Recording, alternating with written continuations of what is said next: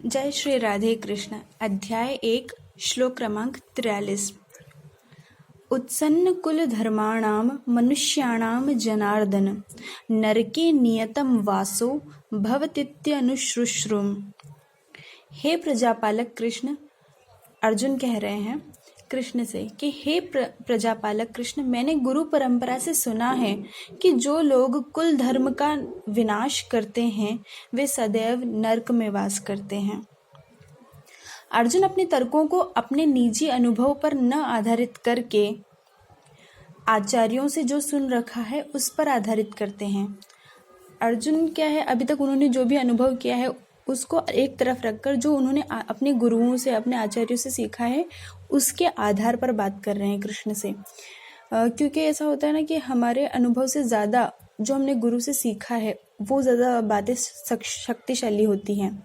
वास्तविक ज्ञान प्राप्त करने की यही विधि है, यही सही तरीका है सीखने का कि हम जो महसूस कर रहे हैं वो एक तरफ रखकर जो हम सीख रहे हैं गुरु से वह उससे सीखें।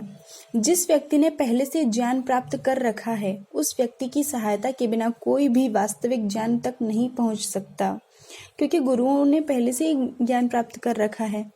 तो उनकी सहायता के बिना हम आगे कैसे बढ़ेंगे? अगर हमारे जीवन में टीचर्स नहीं होंगे, शिक्षक या गुरु नहीं होंगे तो हम आगे कैसे बढ़ेंगे? क्योंकि जैसे हम घर पर भी सीखते हैं, माँ को भी गुरु कहा जाता है, तो हमारे ऐसे ही परिवार में या फिर गुरु वो हमें सिखाते हैं और हम सीख कर ही आगे बढ़ते हैं।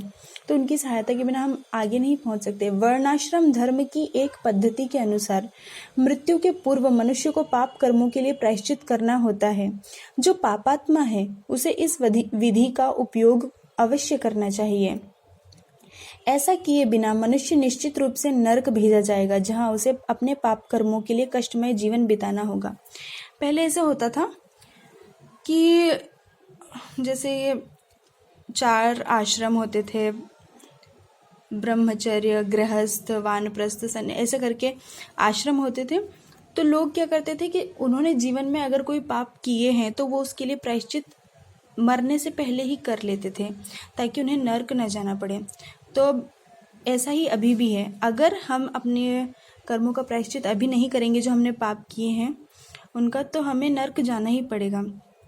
जैसे अगर हम एक क्लास में हम 2-3 क्लास छोड़कर अगर आगे की क्लास में शिफ्ट हो जाते बिना पढ़े, तो हम आगे पढ़ थोड़ी पाएंगे, कुछ समझ में नहीं आएगा।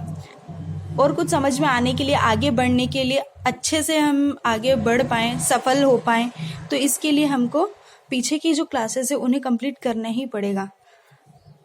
तो ऐसे ही अगर हम इस जन्म में हमने जो अगर कुछ पाप किए हैं, अगर हम उसका प्रायश्चित नहीं करते हैं तो हमें आगे जाने के लिए उनका प्रायश्चित करना ही पड़ेगा। अगर नहीं करते हैं तो हम नरक में जाएंगे और वहाँ हमको कष्ट में जीवन बिताना पड़ेगा, और उसके बाद ही फिर हम अगले जीवन में या फिर आगे उन्नति कर पाएंगे। जय श्री राधे कृष्ण।